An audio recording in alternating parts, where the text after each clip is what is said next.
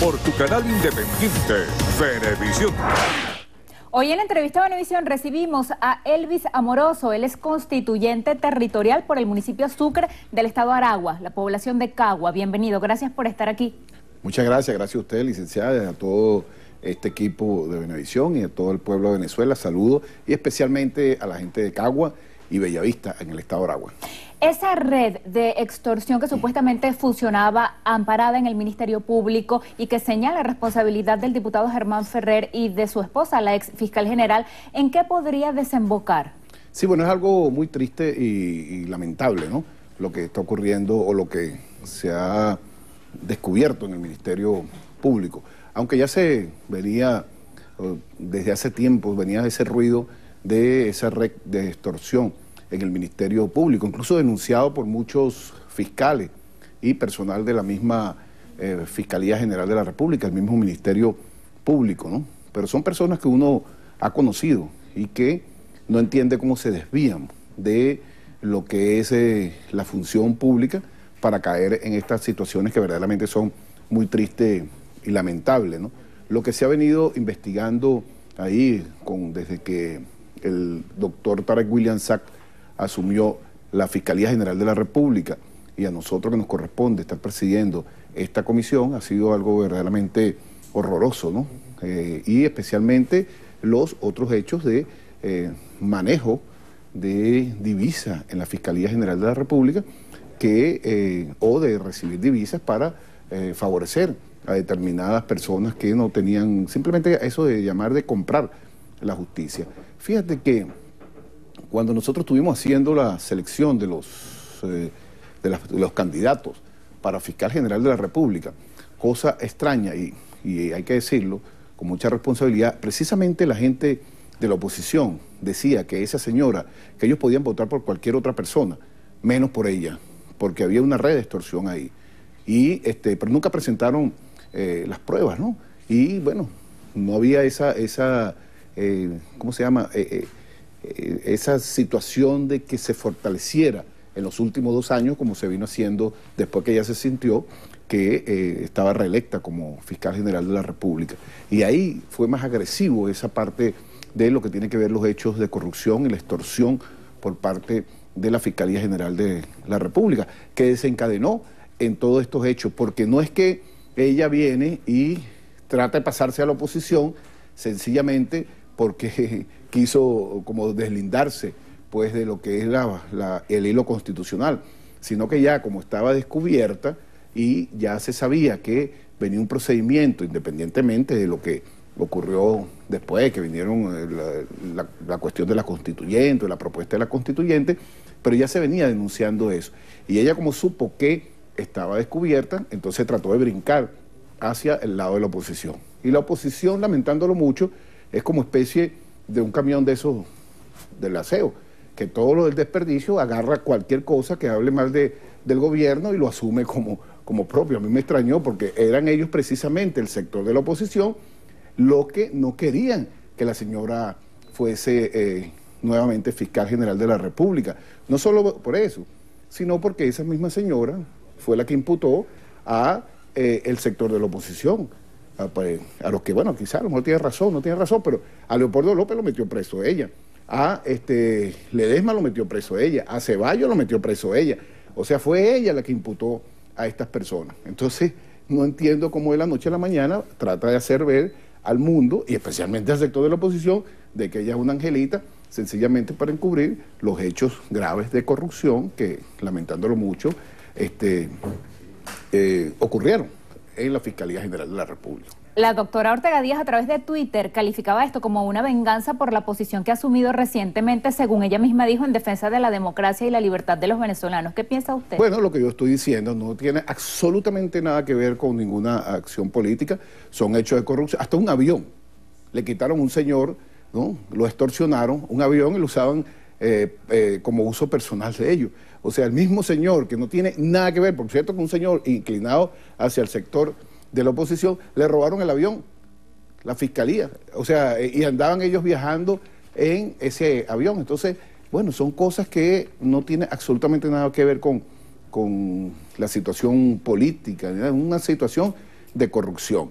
Y esa situación de corrupción y de extorsión que le ha hecho mucho daño a la justicia, yo creo que tiene que ser sancionada. Y eso venía, independientemente de que de la constituyente o no, tenía que venir eso. Yo estoy totalmente seguro que si aquí hubiese existido una Asamblea Nacional que no estuviese en desacato y se hacía el procedimiento desde el punto de vista legal, pero no se podía hacer en este caso porque la Fiscalía era parte pues del Ministerio de lo que es el Consejo Moral Republicano, ¿no? Entonces había que buscar una forma ahí, o si ellos votaban el allanamiento o lo solicitaban ante el Tribunal Supremo de Justicia, y eso llegara a una Asamblea Nacional que no estuviese en desacato, también le iban a allanar la inmunidad a la fiscal. Pero bueno, llegó afortunadamente la Asamblea Nacional Constituyente en buen momento y con su poder, que es plenipotenciario y supraconstitucional, declarado ni siquiera por el Tribunal Supremo de Justicia, sino por la Corte Suprema de Justicia, que estaba conformada en el año 1999 hasta el año 2000. Declaró la supraconstitucionalidad y por eso actúa la Asamblea Nacional Constituyente en un caso muy particular como este, que también lo hizo en el pasado, también con algunos de los poderes públicos y algunas gobernaciones que estaban en curso en hechos de corrupción. También se tomaron medidas como esa para darle tranquilidad al país y para verdaderamente traer la justicia que tanta falta le hace a Venezuela. Vamos a hablar de las elecciones regionales. Ayer el Poder Electoral anunciaba que fueron admitidas 226 candidaturas. El presidente Nicolás Maduro ha felicitado a la oposición por participar. ¿Cómo vislumbra usted esta contienda que todavía no tiene fecha? Bueno, yo celebro, por supuesto, que la oposición entienda que la vía democrática, la vía del voto, es la vía para darle tranquilidad al país y que gane el que tenga la mayoría de los votos. Nosotros somos respetuosos siempre de la decisión de la voluntad popular. Nosotros cuando ellos han ganado una gobernación, una alcaldía o un referéndum como ocurrió hace 10 años, nosotros lo respetamos. Ahora lo que nosotros le pedimos a la oposición, que de una vez por todas se conviertan, o los líderes de la oposición, en gente seria y también respeten donde nosotros ganamos. Pero es el mismo CNE, pero cuando ganan ellos es bueno, y cuando ganamos nosotros y donde ganamos nosotros es malo, es trampa. Bueno, esas son cosas prácticamente como de muchachos, ¿no? Lo de la dirección de la oposición. Y que dejen, por supuesto, de estar engañando a sus seguidores, porque nada ganan con que le sigan mintiendo, porque pasa el tiempo y sus seguidores se dan cuenta de que le han venido mintiendo, como el caso pues de la Asamblea Nacional Constituyente. ¿Qué piensa de aquellos tanto constituyentistas, me corrige, pero entiendo que son 5, como diputados a la Asamblea Nacional que se han separado de sus cargos para optar a gobernaciones? ¿No hay algunas otras figuras que pudieran haberse postulado? Bueno, pero son 545 constituyentes, y dentro de esos constituyentes hay liderazgos importantes en cada una de las regiones. Y en cierto modo la Asamblea Nacional Constituyente es un cuerpo deliberante y no lo prohíbe en ninguna instancia, porque no somos cuenta dante ni somos del Poder Ejecutivo, que es el que debería pues separarse, ¿no? Pero siguen siendo constituyentes hasta el momento que salgan como gobernadores, pero no perfectamente. Yo creo que en una contienda electoral, y si hay un liderazgo que ha venido trabajando ahí, yo creo perfectamente justo, ¿no?, que puedan ellos ocupar, si así lo desean, como lo han deseado, y nosotros estamos totalmente seguros que esos constituyentes que pasaron a formar parte de candidatos de 23 gobernaciones, 5, yo creo que son candidatos muy buenos y estamos totalmente seguros que van a ganar en estas próximas elecciones. ¿Cómo evalúa usted el hecho de que no se van a elegir a los integrantes de los consejos legislativos regionales, aun cuando les corresponde, porque ellos fueron electos en 2012 al igual que gobernadores? No le corresponde. Eso se ha hecho en muchas oportunidades separado, igual que las elecciones a diputado a la Asamblea Nacional se han hecho separadas de las elecciones presidenciales, y en el caso pues de las elecciones regionales se hacen, en muchos casos se han hecho separados, igual que los alcaldes. Se hacen elecciones para alcaldes y su cuerpo deliberante son los concejales, y posteriormente se hacen las elecciones a concejales. Eso es para, bueno, imagínense si esto, que es una elección rápida, ¿no?, y salieron tantos candidatos, ¿cómo será pues si se sacan ahorita las elecciones a consejos legislativos? Serían muchísimos, ¿no? Y yo creo que es importante que se den esas elecciones generalmente separadas. En la mayoría de los países del mundo generalmente se da separada. Se dan las elecciones presidenciales y después las legislativas. Y así ocurre también en las gobernaciones de los estados, en otros países, siempre se da separada porque son cuerpos distintos y hay que entender eso, que los ejecutivos, que son el presidente de la República, los gobernadores y los alcaldes, no estén tan ligados con lo que es la función legislativa, que en el caso de la legislativa son los diputados nacionales, los diputados regionales, los consejos legislativos y los consejos municipales, para que la gente pueda verdaderamente analizar quiénes son sus candidatos y no llevarlos entubados, como generalmente ocurre cuando hay una figura importante a la gobernación. Entonces van como especie de ese tubo que votan simplemente por que lo acompañe, que vayan acompañando a un candidato a la gobernación y no analizan bien quiénes son sus representantes legislativos. A mí me parece sano. ¿Cómo interpretar ese anuncio que hizo la Asamblea Nacional Constituyente de que pidió al CNE la lista de los postulados para verificar si hay personas que hayan supuestamente incurrido en instigar a la violencia, y esto podría dejar fuera de la carrera electoral a algunas figuras de la oposición? Bueno, yo creo que lo que agradecemos todos los venezolanos, y yo creo que parte del mundo, es que cuando llegó la Asamblea Nacional Constituyente llegó la paz.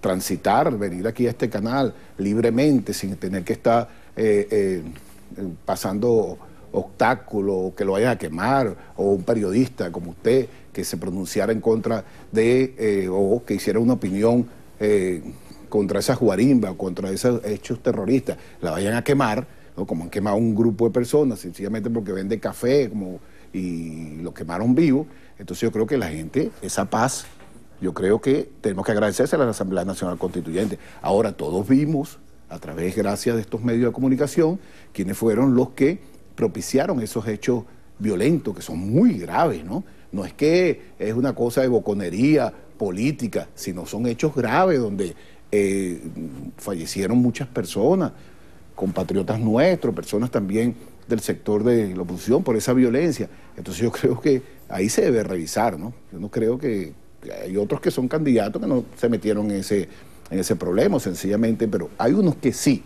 Y yo creo que se debería analizar eso, ¿no? Porque si va a llegar la constituyente y vamos a elecciones a gobernadores y posteriormente vienen las elecciones a los consejos legislativos, a las alcaldías, el año que viene a la presidencia de la República que le corresponde, y no hay justicia, o nosotros vamos a seguir viendo estas personas cómplices de estos asesinatos ejerciendo cargo, yo no creo que vayan a llegar, ¿no? Igual, pero participando, entonces pareciera que no ha pasado nada en el país y no hay 100 y pico de muertos, ni hay personas quemadas, ni hay entes destruidos, ni quemaron guarderías, ni que eso lo hizo la oposición, ni quemaron, ¿cómo se llama?, centros maternos con niñitos adentro recién nacidos. Bueno, esos hechos yo creo que si hay alguien que los propició, que todos sabemos quiénes fueron, yo creo que no se le debe dar una oportunidad por el bien de todos. Y yo creo que aquí compartimos esto todos los venezolanos, los que están con la revolución y los que no están con la revolución, que son simpatizantes de la oposición, que están obstinados, que quieren ir a su cita médica, que querían ir a trabajar, que querían ir a una universidad, y todos fueron obstaculizados por ese sector de la oposición radical, terrorista, y yo creo que eso no lo podemos permitir nosotros los venezolanos. Eso no debería llegar más nunca aquí a nuestro país, tiene que ser sancionado. La violencia hay que sancionarla y rechazarla, venga de donde venga. El tema Estados Unidos, que sigue todavía en agenda. Florida prohibió que grupos cercanos al presidente Nicolás Maduro hicieran negocios en ese estado. También el vicepresidente Pence continúa una gira por Latinoamérica en la que ha reiterado que Estados Unidos estudia agotar todas las vías diplomáticas, económicas, e incluso el presidente Trump lo dijo, militares, para tratar de restituir, como él mismo lo ha dicho, la democracia acá en Venezuela. Bueno, no sé qué democracia, ellos son los que tienen que estudiar su democracia, ¿no? Nosotros tenemos democracia, ahorita hay elecciones, acaba de pasar las elecciones a la Asamblea Nacional Constituyente, donde no quiso participar la oposición, afortunadamente está participando aquí, eso es lo que es la democracia. Yo creo, diplomáticamente no han hecho absolutamente nada el sector de Estados Unidos, porque la diplomacia es con el gobierno de Venezuela, y ellos no han hecho ninguna gestión a través de la Cancillería venezolana. La injerencia norteamericana es típica. Lo que sí se encontraron que nosotros los venezolanos, todos, hasta usted, ninguno quiere una intervención militar en nuestro país. Y bueno, ahí anda el vicepresidente haciendo su lobby con algunos países y chantajeándolos, porque lo que hacen es chantajear. Pero también yo quiero decirle que muchos países en el mundo están a favor de Venezuela y de que Estados Unidos se quede quieto donde está y no intervenga a Venezuela militarmente. También hay que decirlo, ¿no? Porque uno ve a veces en los medios de comunicación tempranito el anuncio de lo que está haciendo el gobierno norteamericano contra nuestro país, contra usted que no está viendo, porque si viene un bombardeo, no crea que en el edificio donde vive usted no vive, a lo mejor vive algún chavista y va a decir, no, vamos al apartamento número 5, va a caer la bomba y en la casa suya no va a caer. Bueno, eso es un gran riesgo para todos los venezolanos, pero hay países como Rusia, hay países como China, hay países como la India, hay países africanos, la mayoría más de 77 países en estos bloques que han manifestado su rechazo a la política guerrerista del presidente Trump. Y aquí en Venezuela lo que queremos es paz, tranquilidad. Esa paz y tranquilidad que usted ve que se está respirando desde que llegó la Asamblea Nacional Constituyente en las calles. Aunque lamentándolo mucho, vimos por ahí a Capriles nuevamente llamando a la acción de calle, ¿no? Pero a la acción de calle, que él los manda, o mandan ellos, pero ellos se quedan en sus casas o tomando aguardiente en los botiquines del este de Caracas. Esa es una realidad que está ahí y que nosotros debemos más bien hacer esfuerzo, todos los venezolanos, absolutamente todos, para rechazar esta situación. Y el caso de Miami, que ellos están llamando también a un bloque, ese es un problema de Miami, porque quien tiene los dólares y los empresarios de Miami con su gobernador, porque quien compra ya precisamente somos nosotros los venezolanos. Y generalmente se ha tenido hace mucho tiempo eso como una buena plaza, porque llegan inmediatamente los productos aquí y bueno, se comprará en otro lado y se irán esos dólares venezolanos hacia otro lado que ofrezca unas mejores condiciones de negociación y de comercio con el gobierno y con el pueblo venezolano o con cualquier empresario que esté relacionado con Venezuela o que quiera hacer alguna negociación con nosotros los venezolanos. Lo que sí es importante es que nos hemos dado cuenta que la mayoría de los venezolanos, independientemente de su posición política, queremos la paz, queremos la tranquilidad y rechazamos cualquier tipo de injerencia del gobierno de los Estados Unidos o cualquier gobierno del mundo que quiera meterse con la patria de Bolívar, porque nosotros, lo podemos decir con mucha satisfacción, en nuestras venas corre sangre de libertadores y todavía la tenemos bien fresquecita y independientemente de la posición política para defender esta patria. Se nos agotó el tiempo. Muchas gracias por haber venido a conversar con nosotros esta mañana. Muchas gracias a usted y muchas gracias a todo este equipo de Venevisión. Llegamos al final de la entrevista Venevisión con Elvis Amoroso. Él es integrante de la Asamblea Nacional Constituyente Territorial por el municipio Sucre del estado Aragua, por Cagua. Gracias a ustedes también por estar allí. Quédense porque al regreso información del mundo del entretenimiento en Estrenos y Estrellas.